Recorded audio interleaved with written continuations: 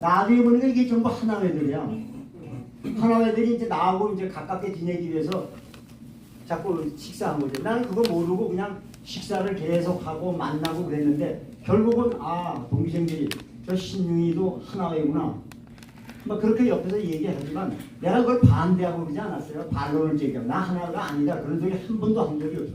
하나회면 어떻고 하나회가 아니면 어떻습니까? 나라를 위해서 내가 그 목숨을 던져서 일한 건데 그걸로 내가 자랑스럽게 생각하지 뭐 하나회가 조직적으로 했다 이건 아주 거짓말입니다. 아니 그래도 그 전두환 당시 장군, 그다음에 노태우 장군 그 12.12 우리가 아는 주역들은 결국 하나이지 않습니까?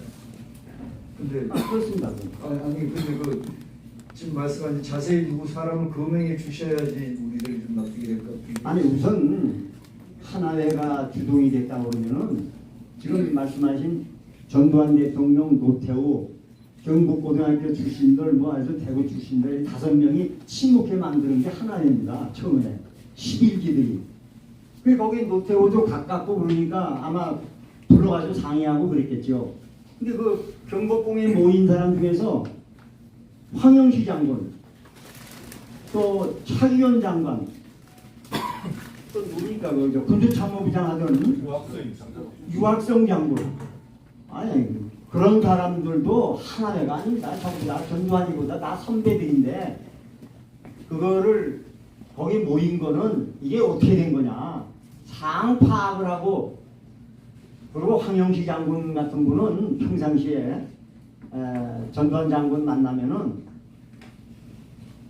너 보안사령관 똑바로 하라. 왜 그러냐면 왜 정승화를 구속도 안 하고 말이야 조사도 안 하느냐. 그 왜 그런 얘기가 나왔냐면 왜 조사 발표할 때 정승화 장군도 그 사건 현장에 있었다고 얘기가 나왔잖아요. 조사 보고서에 다 발표를 했어요. 전두환 장군이. 그래서 우리 군 출신들 군인들은 굉장히 여론이 악화돼 있지. 왜냐하면 전두환이가 그 정승화 총장하고 말이야 결탁해서 결국은 정승화를 안 잡는 게 아니냐 이럴 때까지 막 흥분하고 그랬어요. 그런 상태인데 무슨 하나회가 주동이 됩니까? 그건 사실과 전부 다릅니다. 네, 알겠습니다. 지금 그러면은 그 대충의 우리가 그 전체적인 개념을 좀 알았으니까 김재규, 정승화 당시 그 계엄사령관과의 관련이 크다 이 책에 보면은 말씀을 하셨거든요.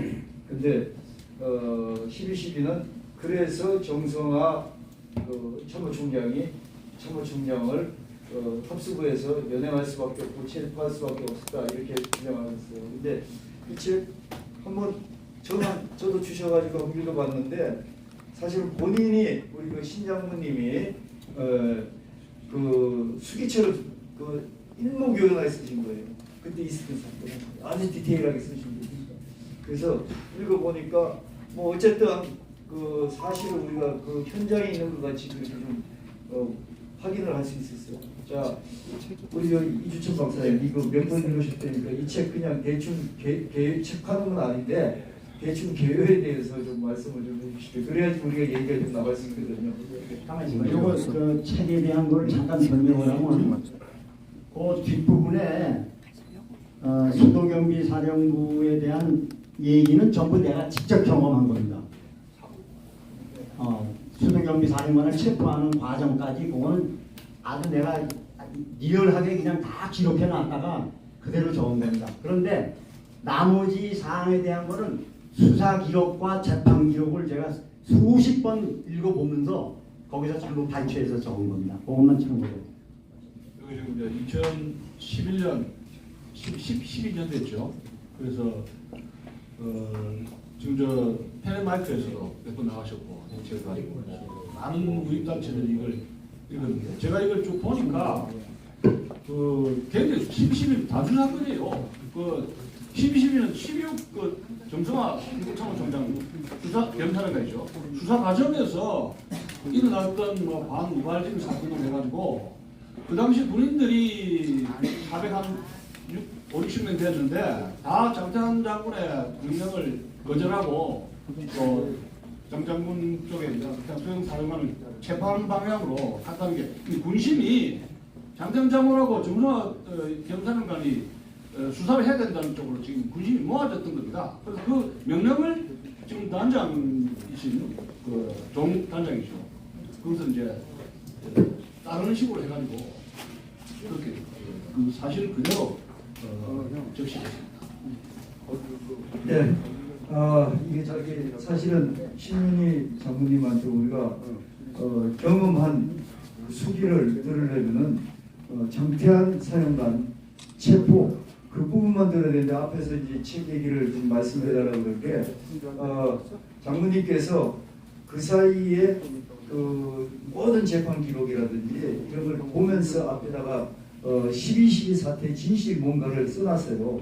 그래서 12.12 사태 진실 뭔가 써놨는데 거기에 보면 12.12 사태는 김재규와 정성화가 공모다 이렇게 거의 단언을 했습니다. 그래서 사실은 이 부분에 대해서 여러 가지 뭐 논란이 지금까지 재판 과정에서 논란도 있습니다만 그 부분도 아마 들어야 될 부분이 있을 것 같습니다. 그 이유 중에 또 하나는 우리 저기 신윤희 장군님께서 나중에 여러분 잘 아시다시피 1994년도에 YS 때 5.18 특별법에 의해서 다시 이 12.12 사건이 관련이 없는 걸로 끝났는데 우리 그 저기 신장군님께서 그 17명의 관련자로 해가지고 나중에 그 재판정에서 가지고 실형을 받았어요. 그래서 8개월 복역하셨죠? 네. 3년 6개월 받았어요. 3년 6개월 받았고 8개월 복역하다가 나중에 사면 됐다고 그러는데 사면 됐는데 아까 이주천 박사님 말씀하신 것처럼 연금을 아직 못 받습니다. 그래서 뭐 이런 어떤 그 법적인 어떤 좀 잘못된 부분이 있는데 자 그래서 그 부분에 좀 여러 얘기를 하게 이해가 되게 하시고요. 우선 자 아까 말씀하신 것 중에서 김재규 당시 그 중정부장 중앙정보부장이죠. 중앙정보부장과 정성화 경사령관이 12.12 사태 때 공모였다 하는 것을 아주 이 책에서 소상히 얘기하고 평소에도 말씀 많이 하시는데 그 부분에 대해서 좀 구체적으로 말씀해 주실까요? 네, 먼저 12.12만 동떨어져도 생각할 수가 없습니다. 왜냐하면 12.12는 12.6 사건의 연장선상에서 봐야 됩니다. 12.6 사건을 이해해야만 12.12가 일어난 겁니다. 거기에 연결해서. 12.12만 동떨어져서 뭐 반란을 일으키려고 간 게 아니잖아요. 그래서 12.6 먼저 좀 검토를 해봐야 됩니다. 여러분 잘 아시다시피 12.6 사건이라는 건 박정희 대통령, 중앙정보부장 김재규, 그다음에 차지철 경호실장, 김계원 비서실장 4명이 궁정동 안가에서 모처럼 저녁 만찬을 하는 걸로 계획해서 만찬을 하는 날입니다. 그날이. 그런데 김재규가 만찬 전에 정승화 총장한테 연락을 해서 궁정동 안가에서 저녁이나 하자. 그리고 거짓말로 초청을 했습니다. 저녁에. 왜 거짓말이냐면 대통령하고 약속 벌써 만찬이 돼 있는데 거기다가 총장을 오라고 그러는 거예요. 그래서 총장은 뭣도 몰랐는지 계획을 알고 간 건지 그거는 지금 여기서 답변할 수가 없습니다. 그런데 도착했어요. 6시경. 그랬더니 김재규가 뛰어나와서 야 내가 지금 대통령하고 만찬 계획이 갑자기 생겼는데 내가 만찬 끝날 때까지 네가 좀 중앙정보부 차장하고 식사하면서 날 기다려라. 그럼 내가 끝나면 나오겠다.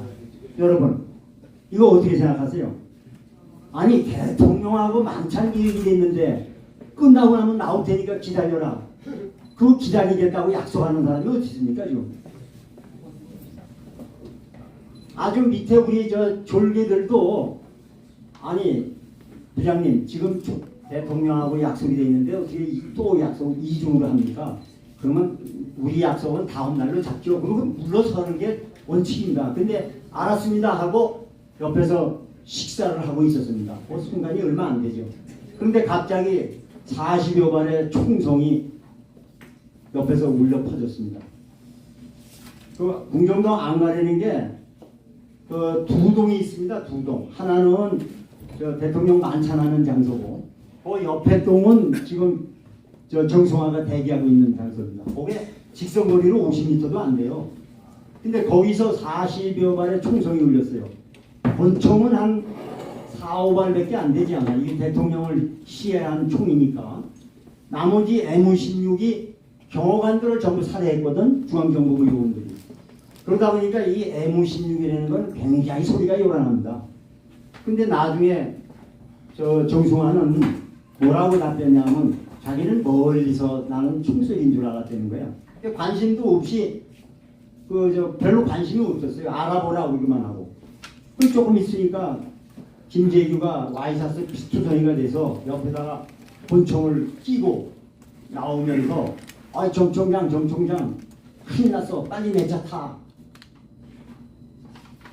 그러면은 육군참모 총장은 거기서 지금 만찬을 하고 있다는 거 알고 간 거 아닙니까? 나중에 대통령하고 만찬이 있으니까 기다려달라고 그랬으니까 충분히 알 거란 말이야. 그런데 아니 대통령 만찬장에서 나온 사람이 피투쟁이가 돼서 나왔는데 대통령 걱정이 안 됩니까? 참모총장은 대통령의 안위도 보호해야 되고 국가를 보호해야 되고 하는 중대한 임무를 하는 사람인데 전혀 그거는 확인도 안 하고 김재규 차에 탔어요. 타고 오면서 김재규가 이 대통령이 돌아가실 때는 신호를 해주고 총장의 어깨가 부근이 달렸다. 또 격려해주고. 그러니까 거기에 대한 뭐 범인이 누구다, 뭐가 어떻다 하는 거 전혀 질문도 안 하고 내부 소행입니까, 외부 소행입니까? 그거 한마디 딱 물어봤어요. 그리고 총장 육군본부 상황실까지 도착한 거거든요. 그러니까 여기서부터 김재규하고 깊은 관련이 돼 있지 않으면 그렇게 할 수가 없는 겁니다. 이 참모총장이라는 사람이. 우선 범인이 누군지 확인해야 될 거 아니야. 김재규한테 캐 물어서. 근데 그건 전혀 묻지도 않고 내부 소행이냐고 한번 딱 물어본 다음에 상황실까지 온 거예요. 그리고 와서도 바로 경호실 차장한테 이재정 경호실 차장한테 전화를 해서 경호실을 완전히 움직이지 못하게 만들어놨어요. 그 다음에 수방사령관한테는 수방사를 경호실을 포위하라고 지시하고. 이건 말도 안 되는 겁니다.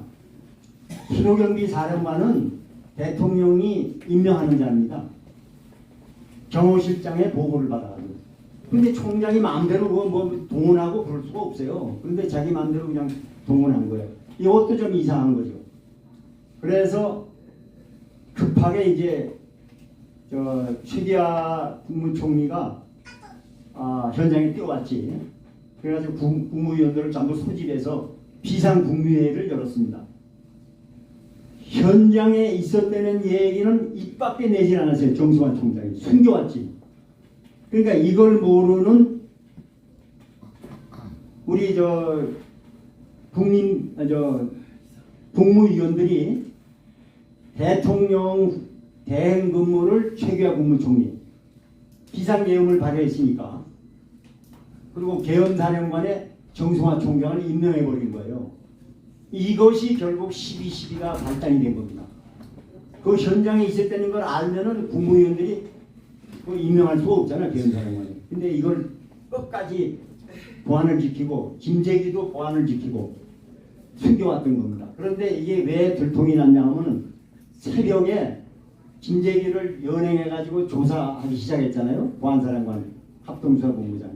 그리고 그걸 이제 노재현 장관한테 김재원 비서실장이 김재규가 범인이다 하고 알려줬어요. 귀뜸을 해줬어. 그러니까 노재현 장관이 보안사령관을 불러가지고 김재규가 범인이라니까 저 체포해라. 그래서 헌병과 보안사 요원을 동원해가지고 김재규를 체포해서 합동수사본부에 가서 서빙고에 가서 조사를 했거든요. 밤새도록. 새벽녘에 그 현장에 정승화가 내가 같이 있었다 하는 걸 그때서야 안 겁니다. 이미 벌써 계엄사령관이 임명되고 계엄 업무를 계속 수행하고 있는 거야. 병력을 어디다 출동할까, 뭐 몇 사단을 출동해야 되느냐 하는 거를 정승화 총장하고 의견을 다 나누고 있는데 그때서야 이제 현장에 있었다는 게 발견되거든. 이미 때는 늦었지. 그래서 정승화 총장이 계엄사령관이 된 겁니다. 결국은. 여기까지만. 네, 네, 거기까지. 자, 여기서 제가 한번 좀뭐 저도 궁금한 게 있으면 여쭤보겠는데요.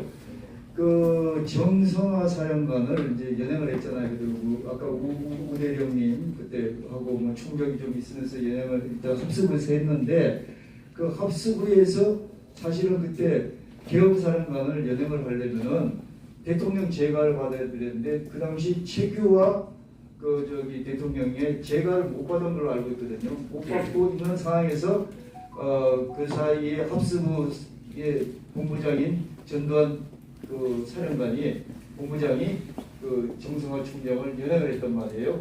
자기 이제 뭐 시객에서 그 당시에 전두환 그 사령관의 신복인 아까 우대령하고 권정달 대령입니까? 뭐 이렇게 같이 구삼수 이렇게 같이 가가지고 연행했는데 이게 재가를 못 받아서 한 거는 사실은 어떻게 보면은 다른 쪽에서 보면은 이건 월권이다. 또 하나는 자기네들 목적이 있어서 그렇게 합수부에서 그렇게 행동을 하는 거 아니냐 이렇게 얘기할 수도 있잖아요. 이 부분에 대해서 어떻게 생각하세요? 그것도 굉장히 잘못된 얘기입니다. 우선 계엄법을 봐야 돼요. 계엄이 발효되면 합동수사본부가 결정이 됩니다. 자동적으로 법에. 그 합동수사본부장은 보안사령관이 되게 돼 있어요. 거기에 임무에 나온 거 보면은 김재규 사건에 대통령 시해범 김재규 사건과 관련된 모든 인원은 지휘 고하를 막론하고 수사하게 돼 있어요. 합동수사본부장이. 누구 뭐 보고 안 해도 돼요. 그래서 이재전 뭐 저 김계원 이거 다 구속했잖아요. 그 당시 바로 그냥 관계되는 사람들. 그런데 왜 보고를 했느냐? 그 계엄사령관 임명을 대통령이 하잖아요. 그러니까 예의상 이거는 그래도 알려야 되겠다. 그래서 가서 보고하면서 동시에 연행을 한 겁니다. 왜냐하면 계엄사령관을 연행한 데는 보고가 새 나가면 합동수사본부에 살아남겠어요? 금방 그냥 역적으로 다 몰려서 그냥 오히려 역전을 당해서 체포당하지. 그러니까 보고와 동시에 연행하는 걸로 했죠. 그게 관행이에요. 관행이라는 건 뭐냐면 지금까지 합동수사본부장은 대통령에게 보고 안 하고 잡아서 조사하고 그랬어요. 조사기관의 장이기 때문에. 일부에서는 육군소장이 대장을 자기 상관이 대장을 연행할 수 있느냐. 이건 하위상이다. 이렇게 나오잖아. 그거는 군대 조직을 몰라도 수사관상은 몰라도 너무 모르는 무지에서 나온 얘기입니다. 육군소장이 육군대장을 연행한 게 아니고 수사의 총 책임자인 합동수사본부장이 범죄와 깊은 관련이 있는 범인 정승화를 연행한 겁니다. 그렇게 판단을 해야지 소장이 대장을 연행했다고 그러면 말이 안 되죠. 요거는 여러분들이 이해를 하시고.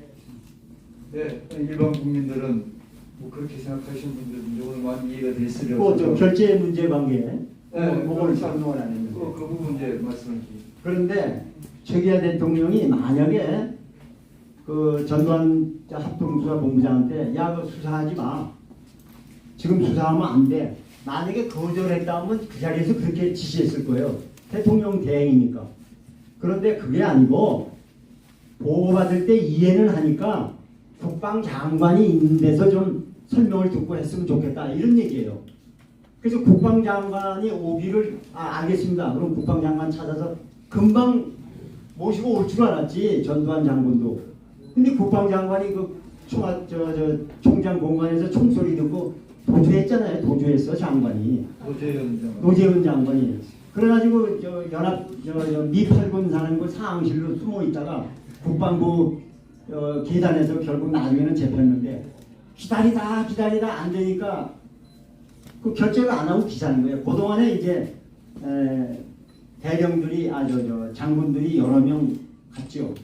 가서 좀 빨리 결정해 주십시오. 지금 이게 뭐 총격전이 벌어지고 여러 가지 상황이 좀 급해지니까. 그런데 그 당시 거절한 건 아닙니다. 그건 확실하게. 그래서 나중에 새벽 4시쯤 장관이 오니까 사후 결제를 했어요. 근데 사후 결제 효과가 어떠냐 하는데 이거는 법조계에도 사후 효과는 이거는 효과가 있다. 아무 문제가 없다. 그렇게 결론이 됐습니다. 뭐였지? 예. 저희 예. 두 무릎이. 네, 이게 지금 그 경찰관의 그 무장력이 강화될 수가 있거든요. 시간이 그냥 축복해서 어느 한쪽은 쇼가 나야 되는데 그쪽에 병력 이동해가지고 반대로 역습을 해버리면 이 수사관이 무릎 도망 타고 된단 말이에요. 그런 시간 축복하면 기밀 유지 이런 것도 있지 않는가 좀 그런 생각입니다. 예. 자 그러면은 저기 장군님이 이 책에서 뭐라고 그러냐면 김재규 저기 당시 중정부장을 대통령 시해범과 정성화 총장을 김재규 당시의 대통령 시해범과 관련이 있는 피의자라고 아주 단언을 하셨거든요. 하셨는데 같은 그 당시 군인들로서 사실 그 당시 뭐 우리 속된 말로 얘기하면 다 군인들 편 아니었습니까? 근데 그 군인들끼리의 그 정성화 총장 체포에 대한 분위기라든지 기류라든지 이런 부분에 대해서는 알고 있으시면 그 부분에 대해서 좀 얘기해 주시면은 그 당시에 주류가 어느 것이고 군인들이 정성화 총장을 체포하는데 동의를 어느 정도 했는지 좀 이해가 될 것 같습니다. 군전반적인 분위기를 얘기하시는 예, 게 한 장교들이 보고 제가 그 수방사 부단장을 하고 있으니까 전후방 갑시에 있는 선후배들, 동기생들이 전화로 서울에 방문할 땐 내 방을 꼭 들릅니다. 상황을 물어보려고. 이게 어떻게 된 거냐?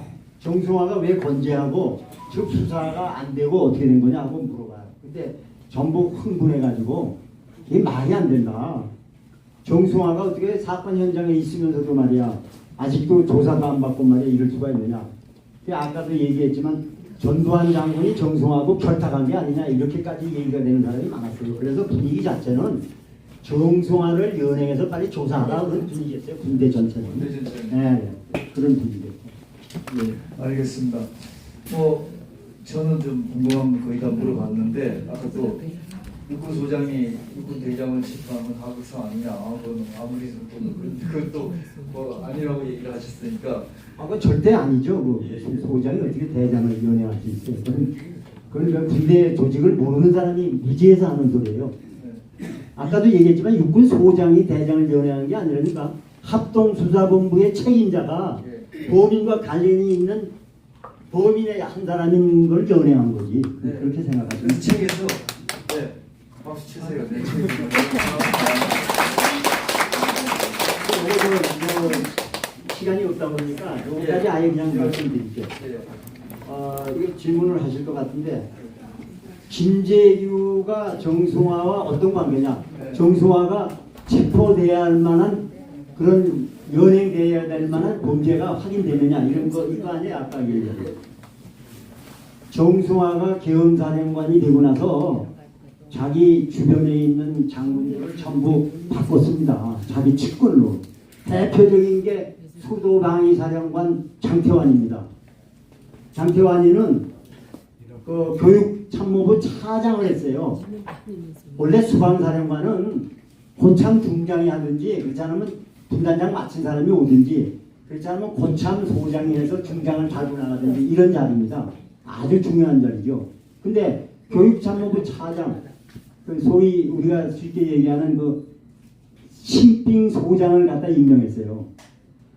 그래서 이 사람이 취임식장에서 뭐라고 그랬냐면 정승화가 나를 수도경비사령관으로 임명했다. 내 첫 놈을 말이야. 그러니까 나는 죽을 때까지 총장에게 충성을 하겠다. 이렇게 얘기한 사람이에요.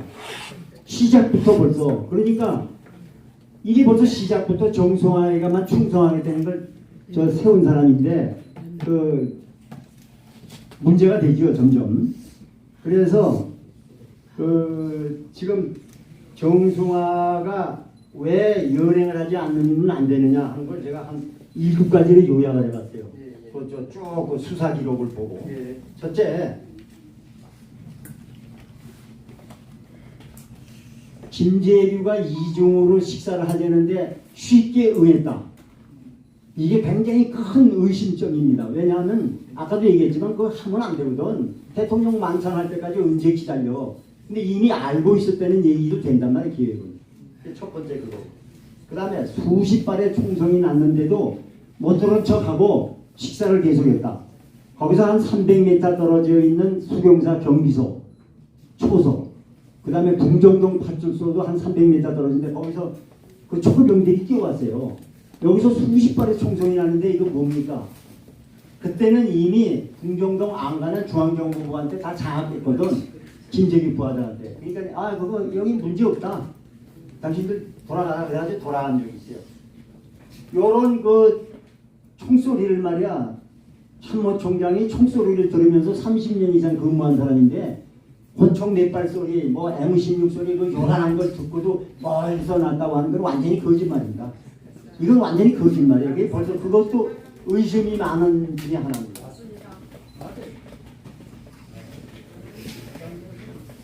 그리고 총성이 난 직후에 허겁지겁 여기 권총을 차고 나와서 아 총장 큰일 났어. 빨리 내 차에 타. 그랬을 때 여러분들이 총장이라고 그러면 어떻게 생각하겠어요? 나부터이라도 아니 대통령이 만찬장에서 피부성이가 돼 나온 사람인데 대통령 어떻게 됐어요? 어떻게 된 거야? 누가 죽였어? 범인이 누구야? 뭐 이런 걸 좀 물어야 될 거 아니야. 총장이면 말이에요. 국가 안위를 책임진 사람인데. 근데 그런 거 이치 없이 차에 얼른 타고 김재규하고 같이 말이야. 계엄을 발휘할 준비나 하고 병력을 어느 사단에서 동원돼야 되느냐 하는 거를 물어보면 아니 글쎄 그러니까 지금 제가 얘기하는 거는 정승화가 이미 알고 있었다 하는 혁명 계획을 알고 있었다 하는 게 아닌가 하는 거예요. 합동수사본부에서도 그렇게 판단하고 있었어요. 더 있으신가요? 아니 여기까지 더 있어요. 그 다음에 경호실 차장이면은 차지철이가 사망했으니까 경호실은 모두 책임은 경호실 차장 아닙니까? 경호실장이 죽었으니까. 그러면 경호실 차장이 거기 준비해서 대통령이 왜 사망했는지 조사도 하고 뭐 준비를 해야 되는데 그걸 못하게 막아버렸어. 정승화가. 그거 이상하지 않습니까? 그 다음에 수비도 경비 사령부를 시켜서 경호실을 포위하라고 하는데 왜 포위합니까? 나중에 알고 보니 나중에 수사 과정에서 뭐라고 그랬냐면 정승화는 차지철이가 범인인 줄 알고 그랬다. 그것도 말이 안 되는 게 차지철이가 범인이면 왜 차장한테 임무를 줍니까? 차장은 완전히 차지철이 부하인데 경호실 차장 그렇지 않습니까? 이것도 또 말도 안 되는 거짓말을 또 한 거예요. 그 다음에 이게 이제 계엄사령관이기 때문에 연행을 못한 거예요. 당장 연행을 해야 되는데 이게 엄청나게 권력을 다 장악하고 있는 계엄사령관을 여러분들 한번 연행하겠다고 생각해 보세요. 옆에 부대 전부 다 정비하고 대기하고 있는데 이걸 어떻게 연행해요? 그러니까 정확한 근거를 더 잡기 위해서 시간이 끌어진 겁니다. 그런데 국무회의 비상국무회의 석상에서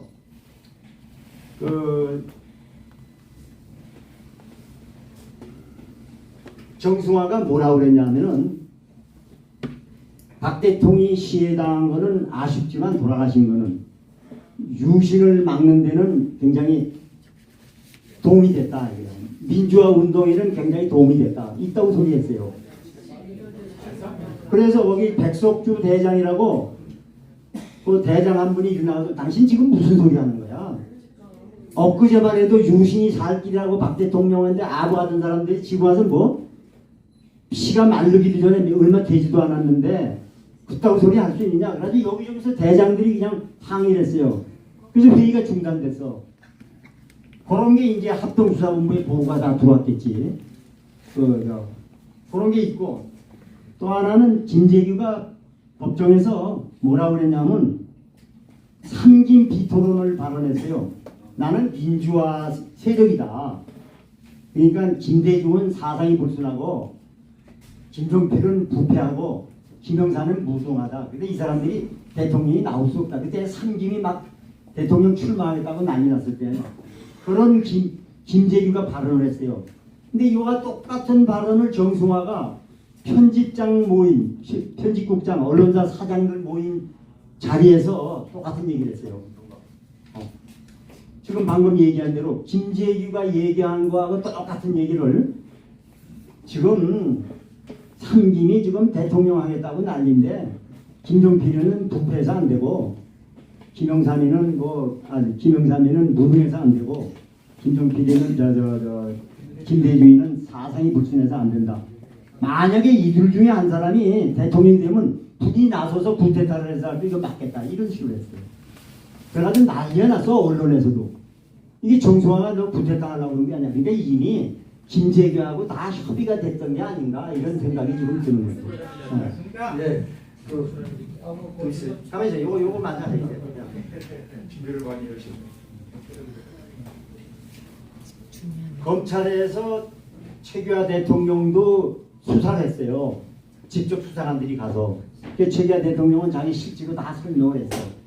그래서 정승화도 계엄사령관이니까 수사관들이 가서 수사를 했어요. 총장 공간에 가서 다 진술서를 다 받았는데 이 진술서를 3번이나 뜯어 고쳤어요. 자기가 읽어보고 마음에 안 든다고. 원래 검찰 수사기록은 수사관들의 수사기록은 마음대로 고칠 수 없습니다. 여러분 그걸 아셔야 돼요. 고치려면 도장을 찍고 허가를 받고 그러고 고치는 거예요. 가져와. 찢어버리면 또 지 마음대로. 그러니까 자기가 이렇게 읽어보니까 자기에게 불리한 내용이 있으면 또 다시 하라고 그러고 계속 바꿨어. 이게 무슨 피의자 조서 받은 겁니까? 이런 게 다 합동수사본부에서 보고가 돼가지고 이학봉 합동수사본부장이 국장이 더 이상은 놔둘 수가 없습니다. 이걸 연행해야 되겠습니다. 그래서 잡은 날짜가 12월 12일입니다. 거기까지 네, 여기까지. 제가 아니 왜 12일 날 잡았는가 그것도 나와야 되는 연결이 돼야 된다고. 아니, 근데 왜냐하면 12월 12일이 진급 발표 날입니다. 그러니까 전부 방카에 들어가서 진급 심사하고 끝나는 날에 11시에 진급 심사가 끝났어요. 그리고 진급 발표가 다 됐어. 그때 우리 헌병 단장도 장군으로 진급됐다고 발표가 되고 우리 굉장히 아주 축하하고 그런 날이에요.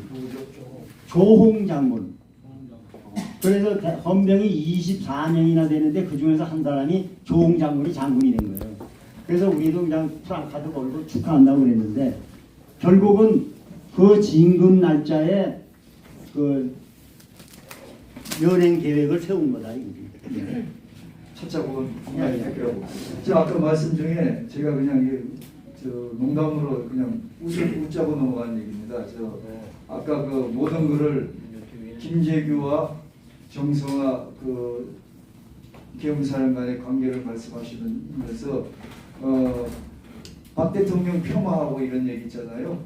유신 폄하하고 이런 얘기는 그건 김재규 정성화 장군의 개인적인 그릇이지 이게 뭐 팩트는 아닌 것 같아요. 그렇지 않습니다. 그렇지 않아요. 왜냐하면은 김재규가 법정에서 진술을 한 내용이 이게 민주화 세력이다 그래가지고 전부 퍼졌거든 자꾸. 그래서 김재규 그 구명 운동이 시작됐어요 그때. 바로 김재규도 민주화 운동을 한 사람이다. 이걸 사용하면 안 된다, 살려야 된다. 그런 찰나에 계엄사령관이 그 소리를 하면 이게 문제가 심각하죠. 그렇잖아. 예. 그래서 합동수사단에서 깜짝 놀란 거예요. 야 이런 거 계획적으로 지금 하고 있구나. 그래서 연행 계획을 세우고. 그래서 쉽게 보면 안 됩니다. 예. 자, 12.12 사건은 여기서 좀 일단 정리를 하고 나중에 또 궁금한 게 있으시면은 제가 모든 여쭤본 게 있으면 좀 플라에서 좀 여쭤주시기로 하고요. 아까 말씀 중에 그 장태환 사령관하고 정성화 그 계엄사령관하고 관계를 말씀하셨잖아요. 그 부분에 대해서 좀 구체적으로 좀 말씀해 주시고 그 다음에 지금 보면은 그 장태환 어디 다른데 이렇게 보면은 장태환 그 수도경비사령관은 그 당시에 부국의 행동을 한 사람이다 이렇게 나와 있고 개인적으로나 가정적으로도 그런 식으로 얘기가 되고 그 사람들한테 많이 기록이 돼 있거든요. 그래서 장태환 사령관이 정성화 당시 계엄사령관 편을 들었다는 게 구체적으로 어떤 건지 좀 얘기를 드렸으면 고맙겠습니다. 그 옛날 5공화국 영화라든가 그렇자면 코리아 게이트 여기에 보면은 장태환이가 완전히 그 영웅으로 나옵니다. 근데 제가 직접 그 밑에서 근무한 사람 중에 한 사람으로서는 장태환은 지휘에 실패한 무능한 지휘관입니다. 그 내용을 지금 설명을 드릴게요. 왜 지휘에 실패했냐 하는 거. 제가 우리 단장이 진급을 해가지고 좋은 단장. 조홍 단장이 그 프랑카드도 걸고 뭐 축하한다고 그러고 그날 저녁에 수경사령관 헌병감은 또 직속 상관이니까 헌병감 그 다음에 진급에 좀 도움이 줬던 사람들 몇 사람하고 해서 신촌에 있는 데서 만찬 계획을 했어요. 조홍 장관이 내는 걸로 12월 12일. 12일 날 저녁 6시에 예. 그래서 우리는 축하한다고 그러고 단장은 만찬장에 6시 반인가 출발했어요. 그래서 난 대기하고 있다가 7시쯤에 퇴근했습니다. 이제 뭐 굉장히 기분이 좋으니까 단장도 진급하고. 근데 식사를 막 하려고 그러는데 사령부 상장교라고 그러고 전화가 왔어요. 부단장님 큰일 났습니다. 곧 권정달 대령과 우경륜 대령이 진급 발표에 불만을 품고 총장을 납치했습니다. 이게 첫 번째 저한테 들어온 상황 보고입니다. 정승화 총장. 정승화 총장을 납치했다고. 그래 나중에 확인하니까 권정달 대령은 아니고 허삼소 대령입니다. 근데 나한테 최초의 보고 들어온 거는 그런 식으로 보고했어요. 그래서 빨리 5분 대기조를 출동하라고 합니다. 그래서 부랴부랴 사무실에 와서 군복을 갈아입고 그리고 총장 공간으로 출동했죠. 왜냐하면은 보통 5분 대기조는 대위 정도가 인솔에 나가는데 총장이 납치됐다는 중요한 상황이에요. 그러니까 지금 단장도 지금 파티한다고 나가 있고 그래서 제가 상황 파악을 하기 위해서 현장에 직접 간 겁니다. 일개 소대를 데리고 가봤더니 총성이 몇 발 나고 뭐 그 앞에가 아수라장이죠. 그래서 이미 정승화 총장은 합동수사본부에서 연행하고 나간 다음에요. 제가 갔을 때는 총장 공간은 비어 있는 거지. 그런데 총장 공간에 있는 헌병과 밖에 있는 헌병하고 서로 대치하고 있는 거예요. 서로들. 안에 있는 군병은 어디 있었습니까? 안에 있는 헌병은 아니죠. 육군본부 헌병대하고 해병대 헌병하고. 그 왜냐면 해군참모총장도 거기 있거든. 그래서 그런 사람들이 들어가 있고 밖에는 이제 수경사 헌병이 출동해가지고 대치하고 있는 거지. 그런데 조금 있으니까 수경사령관 장태환이가 도착했어요. 온다고 나한테 보고 왔어요. 그래. 알았다고. 그 도착하자마자 여기 누가 지휘하고 있는가 하고 고래고래 소리를 지르시더라고. 그 양반이 원래 다혈질입니다. 장태환이가. 그래서 저 신중령입니다. 헌병단 부단장. 제가 지휘하고 있습니다. 그랬더니, 아 그래? 그래서 저는 이제 병력이 몇 명 출동했고 이러고 설명을 하려고 그러는데 이 양반이 술이 굉장히 많이 취했어요. 파티장에서 하시니까 아마 엄청나게 술을 한 것 같아. 술이 엄청나게 취해가지고 신중령 내가 명령을 지금 하다라니까 빨리 이행하라. 저 안에 있는 들을 공격해서 체포하고 반항하면 사살해. 이거예요.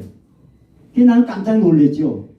그 안에 있는 사람도 우리 헌병이고 이 밖에 있는 사람도 우리 헌병이고 헌병끼리 지금 그리고 총장은 이미 다 연행돼 갔는데 상황 파악을 하고 나서 해야지 무조건 공격해서 안에 있는 분들 다 사살하려는 거야.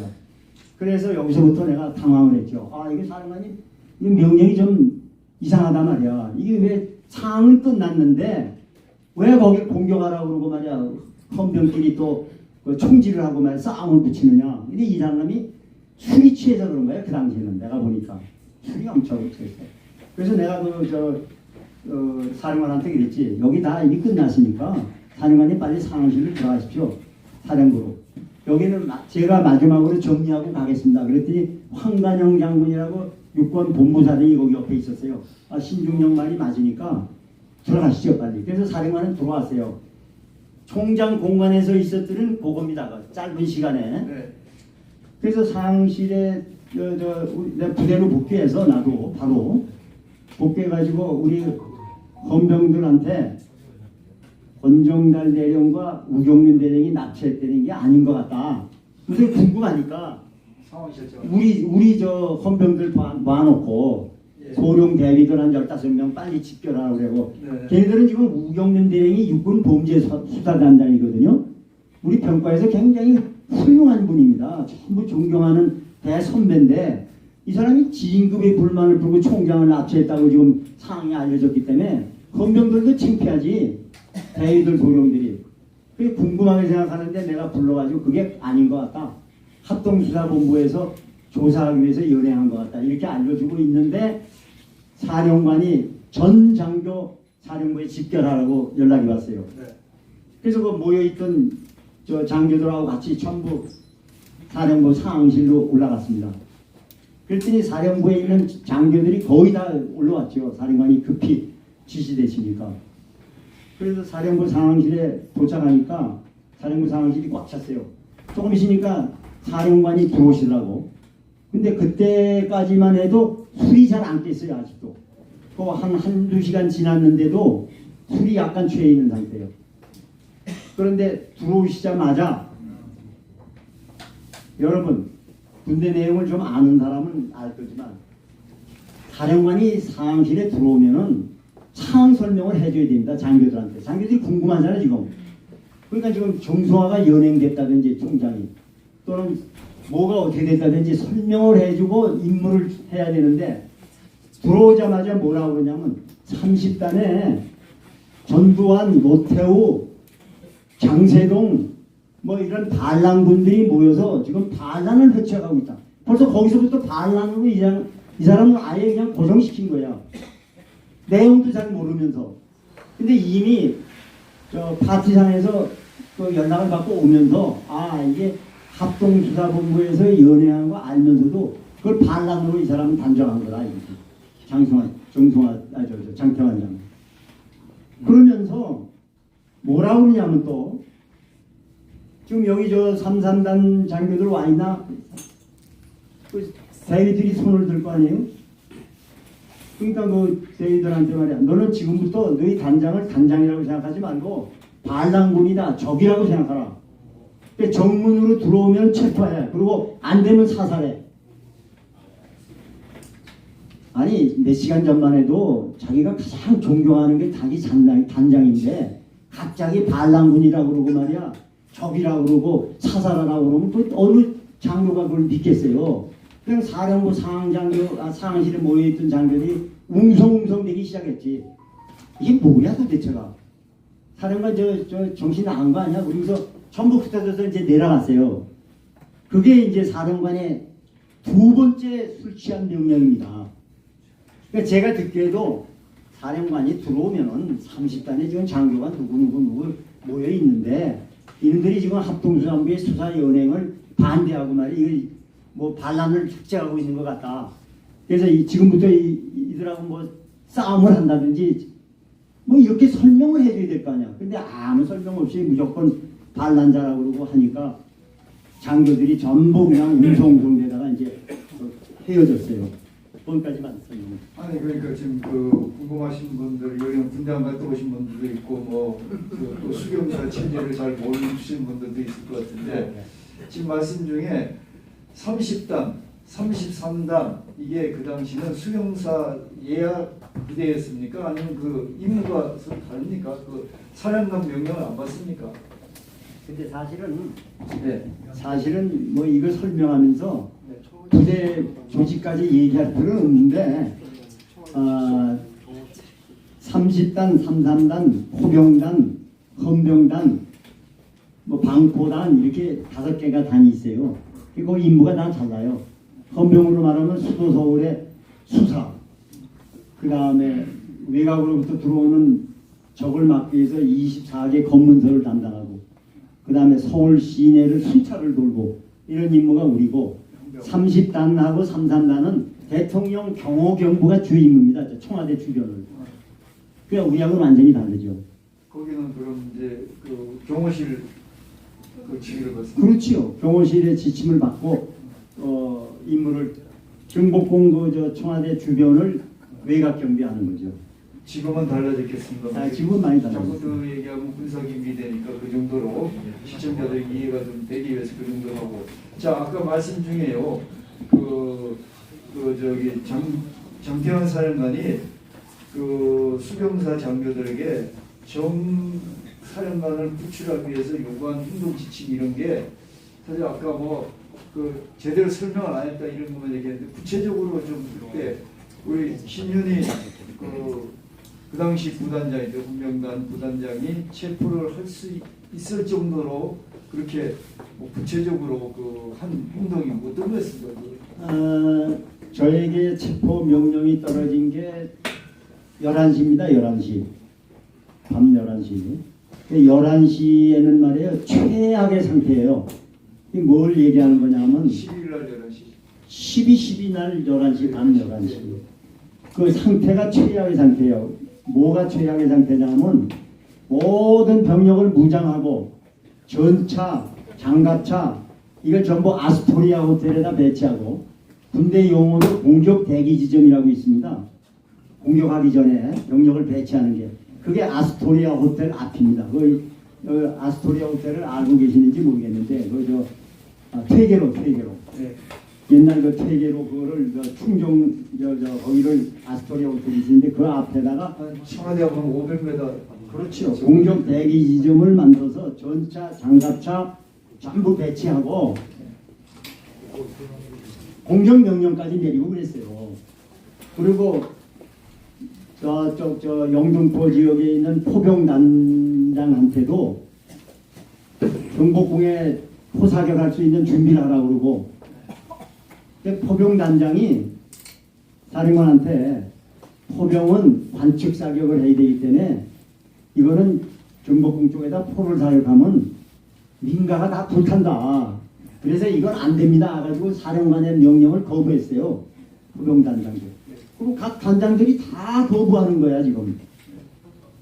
요 얘기를 제가 꼭 해야 되는 게 제가 사령관을 체포하라는 명령을 받은 게 11시라고 그랬는데 조금 있으니까 사령부 인사참모가 내려왔더라고. 나 좀 꼭 만나야 되겠다. 이 양반은 일반 장교인데 나한테 내려와서 뭐라고 그러냐면 지금 사령관이 이성을 잃고 있단 말이야 지금. 뭐 그냥 무모한 명령을 하고 부하들을 사격하라고 그러고 뭐 사살하라고 그러고 하는데 이거 도저히 군끼리 부딪히면 군대도 망하고 대한민국 망한다. 그러니까 계엄 업무를 담당하고 있는 헌병이 어떻게 좀 좋지 않아 이런 얘기예요. 나한테 와서 사령관을 좀 어떻게 체포하려는 그런 걸 슬그머니 나한테 귀띔을 해주는 거야. 그래서 저하고 좀 싸웠어요. 그게 무슨 소리냐 말이야. 내가 저 사령관을 체포하는 명령을 받았다는 얘기는 할 수 없잖아. 그 당시에는. 그러니까 당신들 뭐 하는 거야? 참모들이 말이야. 거긴 많은데 사령관을 설득을 해야지. 그래가지고 한참 다퉜지. 그런데 그러고 나서 그냥 올라갔어요. 올라가는데 한 10분 후에는 정보참모가 또 내려왔어요. 정보참모는 우리 육사 선배인데 이 양반도 내려와서 똑같은 얘기 하는 거야. 저 인사참모하고. 지금 이게 큰일 났단 말이야. 이게 그 경복궁을 공격하려는데 합수부를 이게 만약에 공격을 명령받고 공격을 하면 거기 뭐 한 5분밖에 안 걸리잖아. 10분도 안 될 거야. 아마 전차가 이동하면. 그럼 완전히 그냥 불바다가 되는 거지. 서로 왜 그러냐면 이제 30단에도 전차가 있잖아요. 우리 사령부에도 전차가 있고 이제 그거는 내가 또 다시 설명을 하겠는데 그리고 한참 얘기하다가 또 올라갔어요. 정보참모도 나하고 둘이 다투다가 한 조금 있으니까 전차대대장이 또 들어왔어. 전차대대장은 저하고 육사 동기입니다. 아주 가까운 사이인데 패턴 장군이라고 별명을 가질 정도로 아주 소신 있고 멋있는 장군이에요. 나한테 헐렁벌떡거리고 와서 야 이거 큰일 났다 이거야. 아스토리아 호텔 전차 장갑차 전부 배치돼 있는데 사령관이 거기 권총을 빼들고 와서 말이야 왜 공격 안 하냐고 자기를 찾고 있다 이거야. 전차대대장이 이 새끼 어디 갔어 하고 그래서 저한테 도망온 거야. 전차대대장이. 그래서 전차대장 얘기는 30단에도 우리 전차 1개 중대가 있고 33단에도 1개 중대가 있고 사령부에도 1개 중대가 있는데 사령부에 있는 전차를 가지고 30단을 공격하라고 그러니까 30단에 있는 전차는 그럼 이거하고 싸워야 될 거 아니에요. 같이. 자기 부하들끼리. 야 이거 어떡하냐 이럴 때. 그리고 하소연을 하러 온 거예요. 그래서 내가 다른 얘기는 해줄 수가 없고 나는 이제 체포 안 되는 얘기를 해줄 수가 없고 야 조금만 기다려.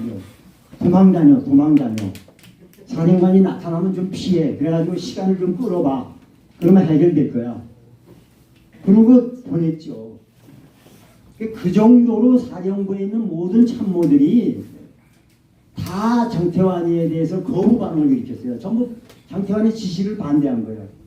아니 그러니까 지금 얘기 들어보면은 책에도 보니까 수도 그 방위사령부에 350분의 장교가 있었는데 뭐 대충 한 60분 정도만 그 장태환 사령관 지시를 듣고 나머지는 다 반대한 걸로 돼 있고 그 다음에 지금 아주 중요한 그 아까 아스토리아 호텔에서 그 동기분도 그 발표하라고 그러는데 발표도 안 하고 그 다음에 그 신장모님은 이 체포할 생각을 갖고 있고 이러면은 소위 얘기하면은 그 당시 아무리 극한 상황이지만 군대가 그렇게 그 뭐 이건 군인이라고 얘기하기는 좀 그럴 정도였던 것으로 그 명령 체계가 안 서는 상황 아니겠습니까?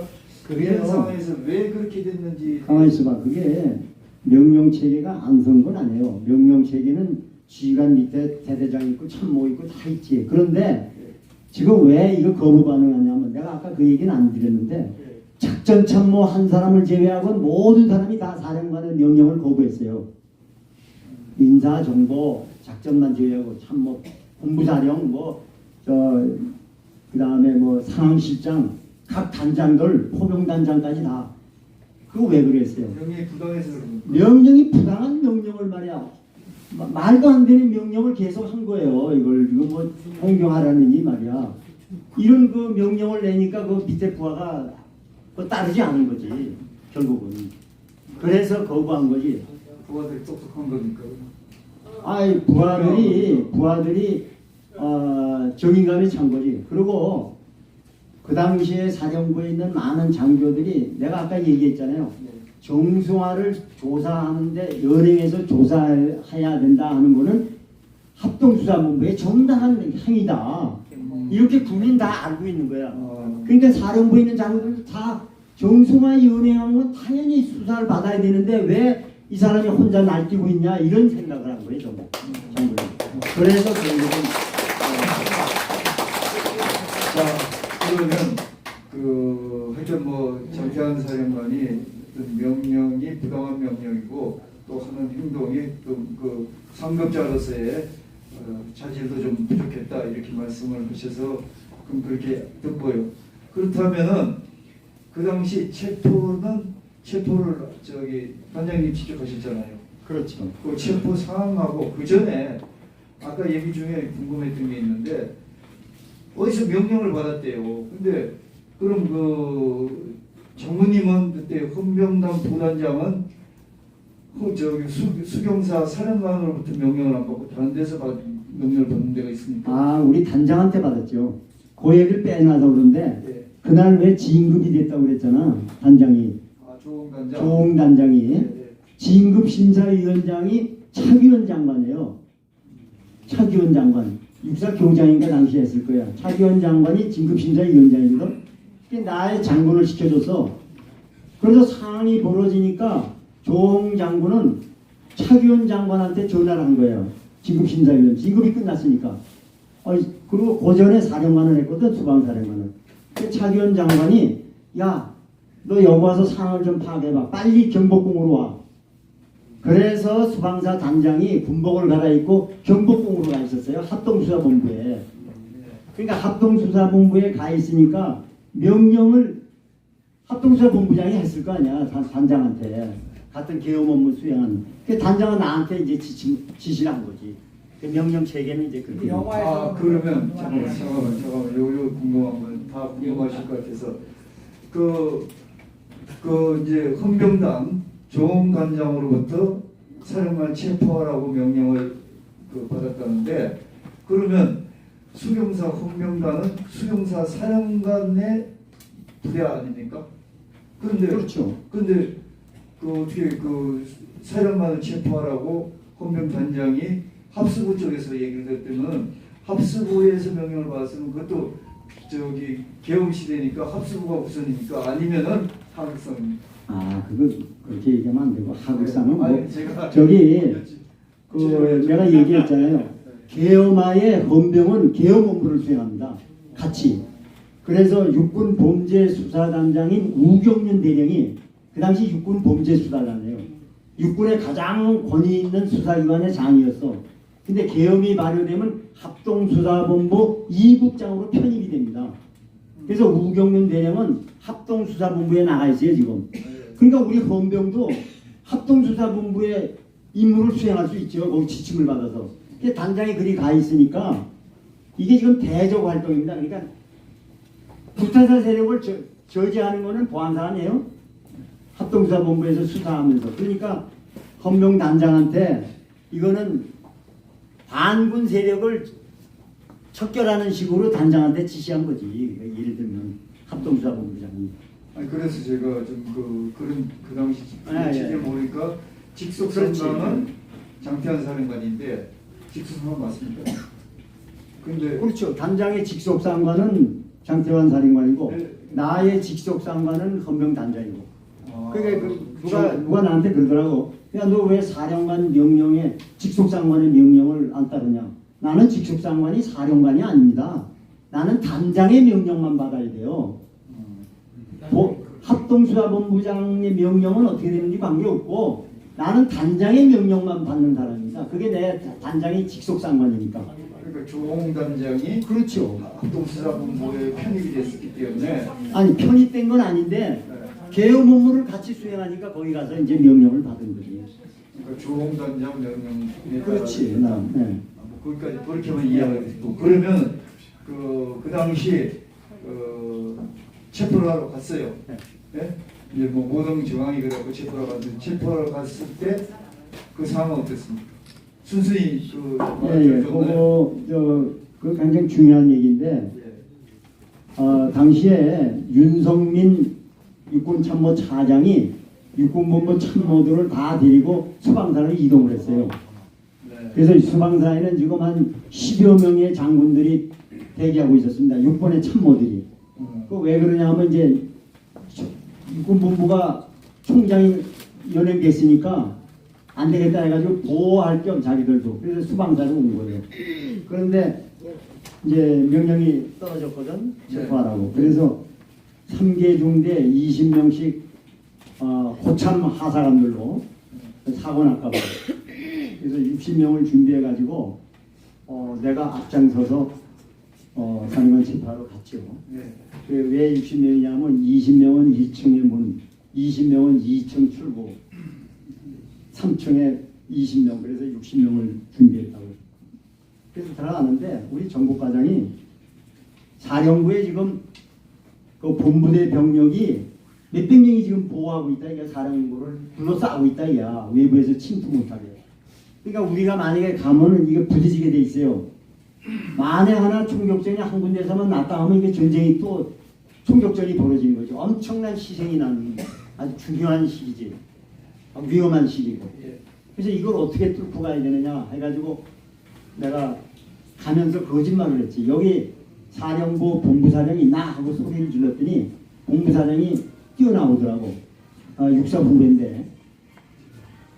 그래서 야 내가 사령부로부터 지침을 받았는데 수방사 본부의 경비를 내가 인계 맡으라고 연락을 받았다.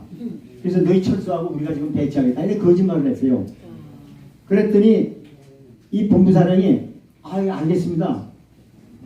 순순히 물러가 주는 거야. 내가 이게 살았다고 생각이 드는 거예요. 왜냐하면 부딪힐까봐 걱정을 했는데. 그래서 나중에 끝난 다음에 그 다음 날인가 내가 물어봤어요.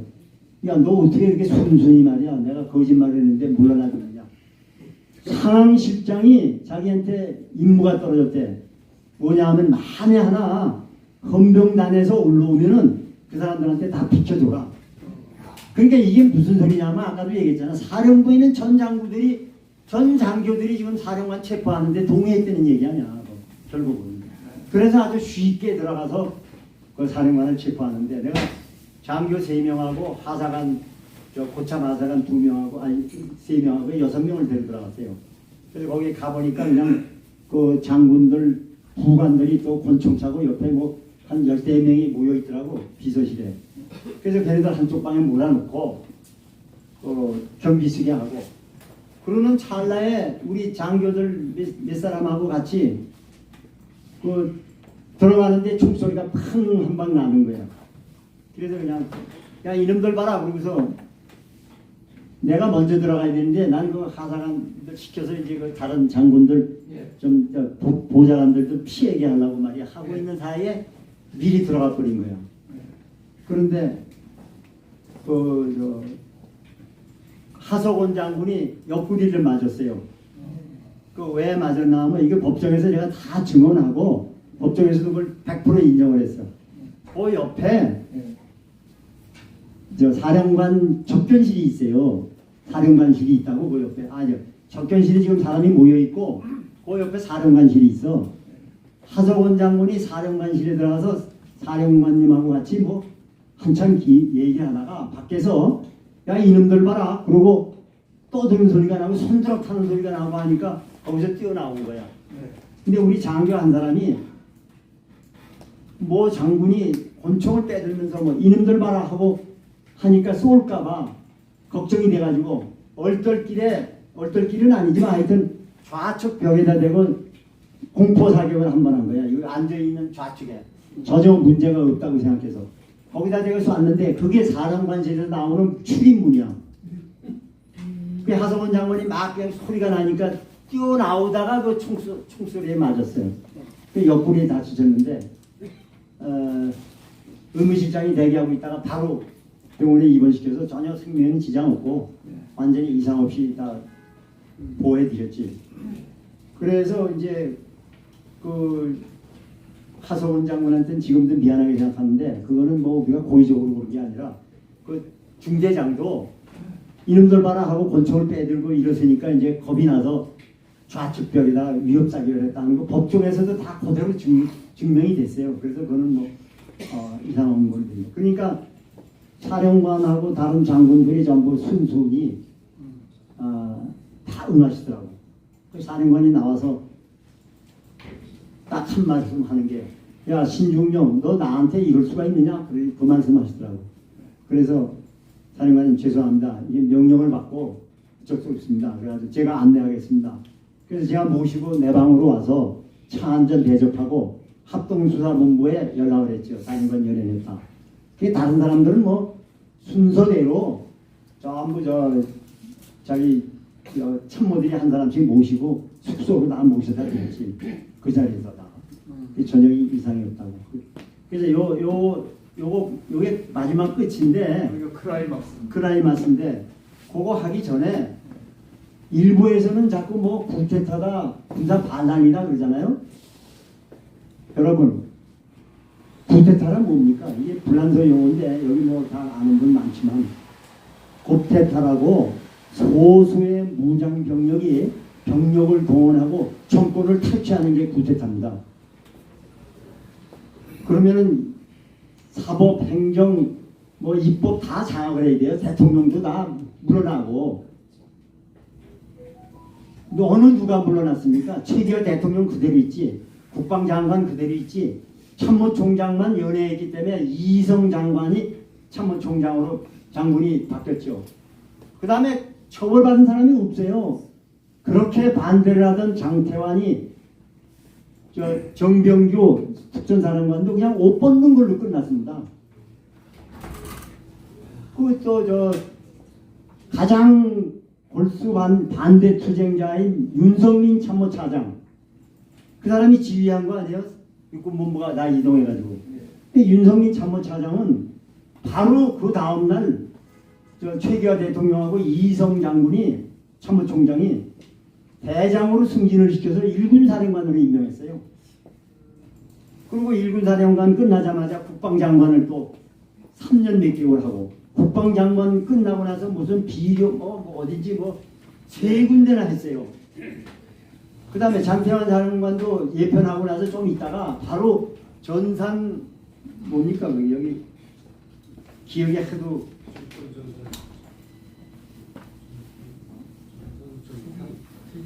한국 증권 전산 회장을 6년이나 했어요. 전두환 장군이 시켜서. 그렇게 했는데 나중에 이 사람들이 전부 뭐 방귀를 들고 말이야 전두환이한테 완전히 구테타 세력이라고 그럽니다. 그러니까 이게 다시 한번 말씀드리지만 12.12 사건은 구테타가 아닙니다. 절대로. 그리고 군사 반란도 아닙니다. 다만 정승화는 그 김재기와 깊은 범죄 관계가 있기 때문에 합동수사본부에서 연행 과정에서 수사관들하고 경호관들하고의 순간적인 충돌이 있었던 겁니다. 이게 다입니다. 이게 12.12 사건이에요. 여러분들은 이걸 꼭 잊지 말고 알고 있길 바랍니다. 예.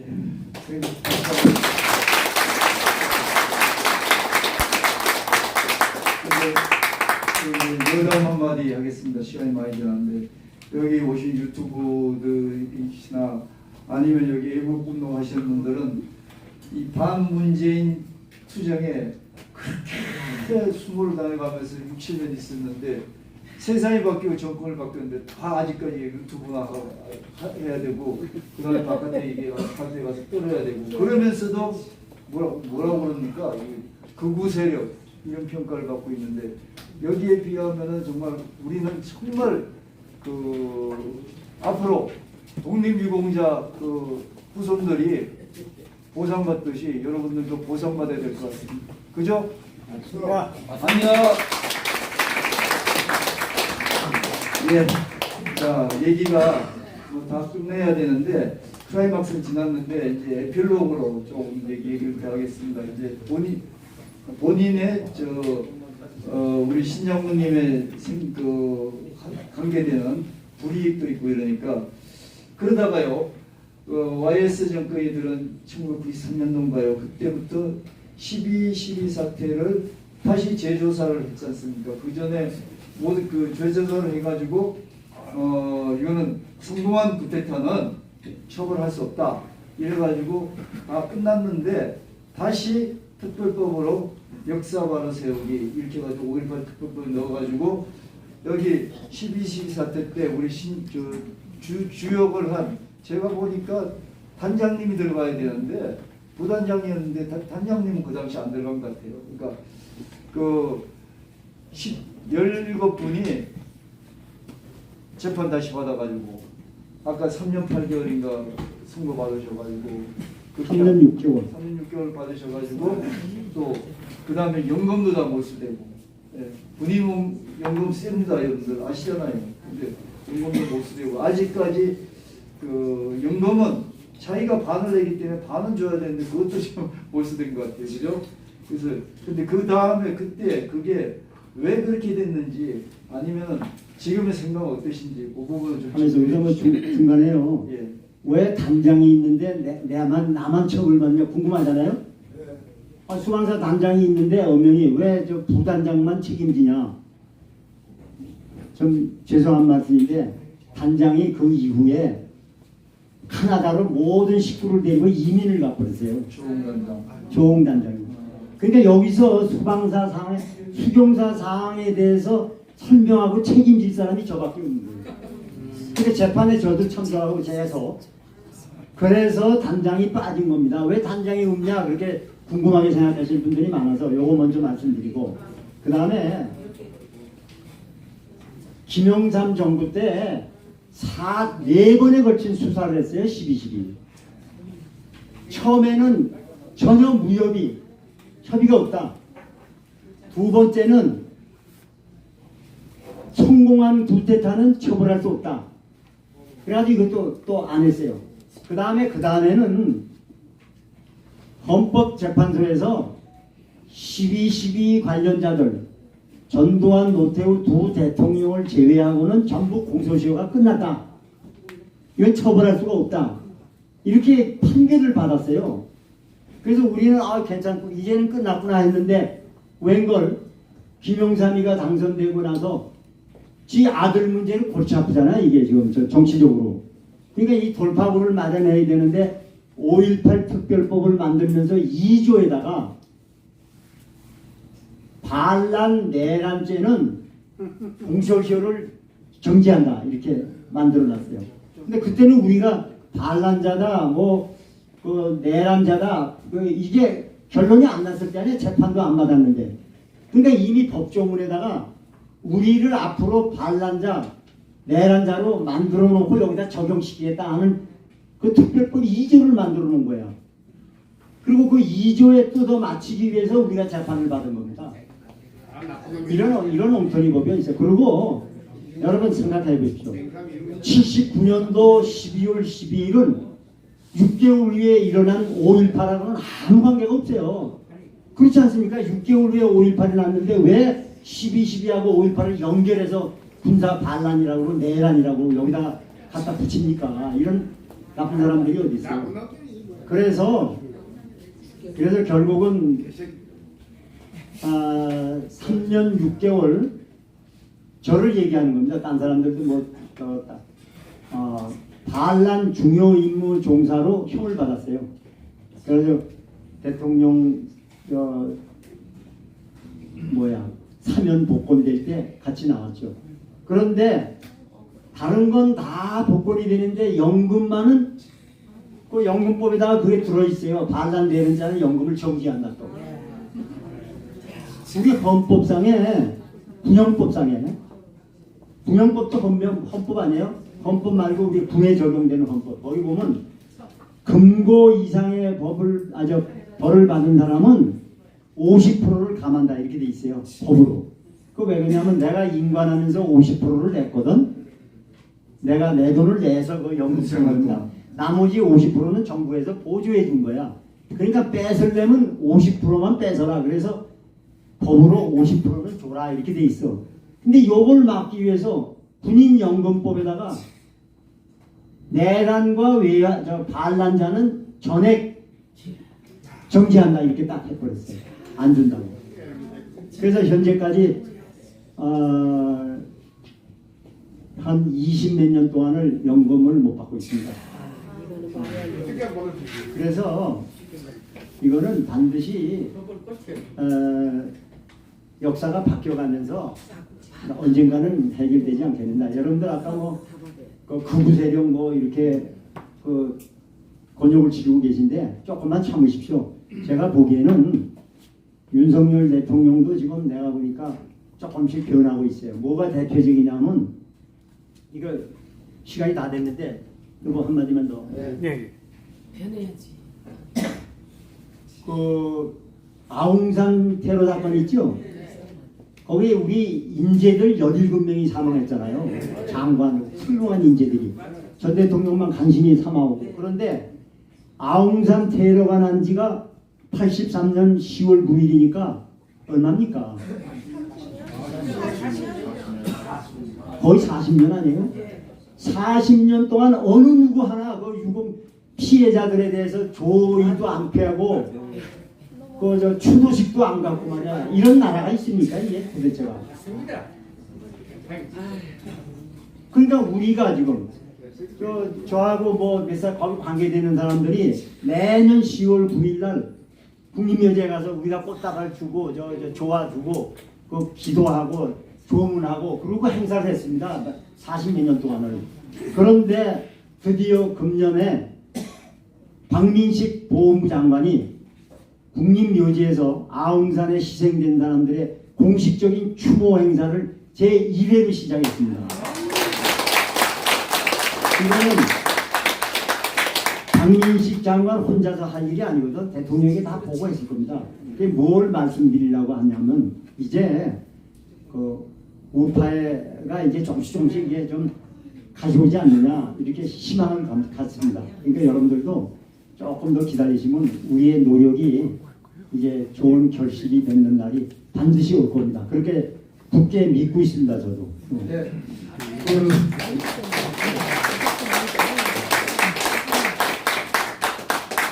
그러면 개인적으로 명예 회복을 위해서 재심 요청을 한다는 이런 계획은 없으십니까? 연세가 좀 지나가셔서 어떠실지 사실은 그 특별법을 만들 때 우리한테 특별법을 만들어서 구속했다고 그랬잖아요. 구속할 수가 없으니까.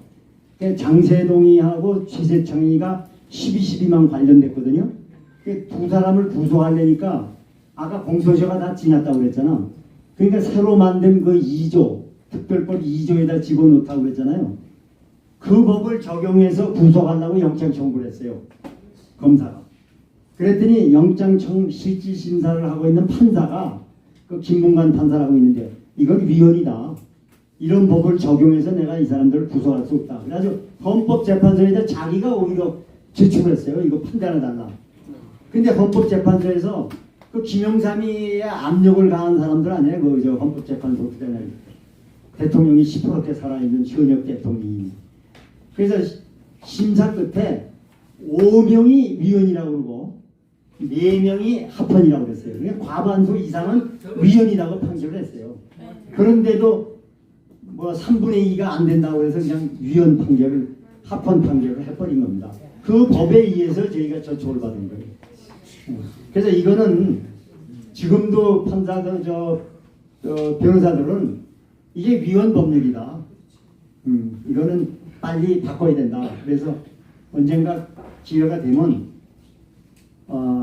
이거를 한번 해볼까 합니다. 근데 기회되는 게 언제냐? 우선 이번 선거에 이겨야 됩니다. 선거에 이기지 않으면은 여러분들도 저도 또 윤석열 대통령도 이게 완전히 식물 인간이 돼버려요. 식물 대통령이. 그러면 다 수포로 돌아갑니다. 그러니까 하여튼 여하튼 간에 선거에서 이겨야 됩니다. 그렇게 생각합니다. 저는. 맞습니다. 선거에 이기고 또 장모님도 그날을 위해서 좀 건강하셔야 되고요. 예. 자, 지금 그 시간이 꽤 지났습니다. 저는 뭐 자세히 말씀하시길래 그냥 중간에 안 끊고 계속 말씀하시 들었는데 혹시 그 사이에 얘기 중에 좀 궁금한 게 있으시면 짧게 질문해 주시고 그 다음에 좀 짧게 대답을 해주시고 이렇게 해서 플라 질문을 좀 받도록 하겠습니다. 마이크 좀 더 갖다 주시죠. 마이크 주세요. 서초동 이야기라고 유튜브로 하는 염준태라고 합니다. 아까 말씀하셨는데 육군본부 벙커에 있다가 그 군장성들이 수송사 벙커로 가지 않았습니까? 윤석열처럼. 예. 근데 왜 육본에서 수경사로 그 장군들이 갔는지 그 말씀하고 만약에 육군본부 벙커에 그 장성들이 계속 있었다면은 장태환 수경사령관을 체포가 가능했는지 그걸 좀 말씀해 주시기 바랍니다. 그거는 제가 그 구체적인 사항은 설명드리기 어려운데 다만 제 판단입니다. 그 육군본부의 장군들이 남아 있으면은 힘을 못 씁니다. 내용을 모르니까. 그 왜냐하면은 지금 국방부도 점령이 됐잖아요. 나중에 일공수에서 그런 상태니까 신변의 보호도 느낄 겸 그래도 장태환 사령관이 대거 병력을 가지고 있잖아요. 자기 수방사 병력을. 그러니까 그 든든한 병력이 있는데 가서 하는 게 좋겠다. 그래서 전부 온 게 아닌가. 제 생각은 그렇습니다. 네. 육본에 가서 계속 있었다면 체포가 가능하셨어요? 그거는 체포하기가 더 쉬웠죠.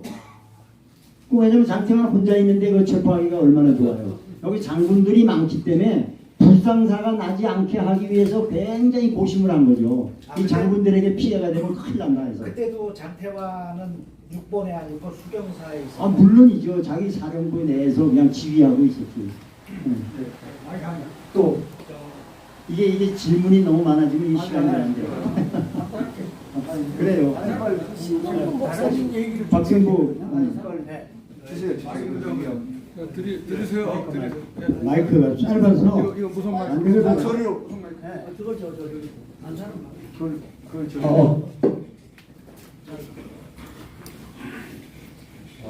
일어서서 말씀하세요. 신준희 장군님, 지금 4년 동안 4년제 육사를 하시면서 지금 오늘 제가 보니까 진실을 말씀하는 거 보니까 그야말로 안이한 불의의 길보다 험난한 정의 길을 따른다는 그런 생각 평생 하신 걸로 제가 알고 있습니다. 근데 한 간단한 게 아까 전에 조홍 헌병단장이 12월 12일 날 장군으로 이렇게 돼 있는데 통상 장군 인사가 1년에 한 번 되는데 오전에 수도 방위사령관이 제가 알기로는 11월 나고 난 뒤에 정성화 개인이 개인적으로 수도권 그 지휘관을 갖다가 11월 말에 임명을 시켰다는 그게 그걸 좀 확인하고 싶습니다. 12월 초에요. 맞죠? 네.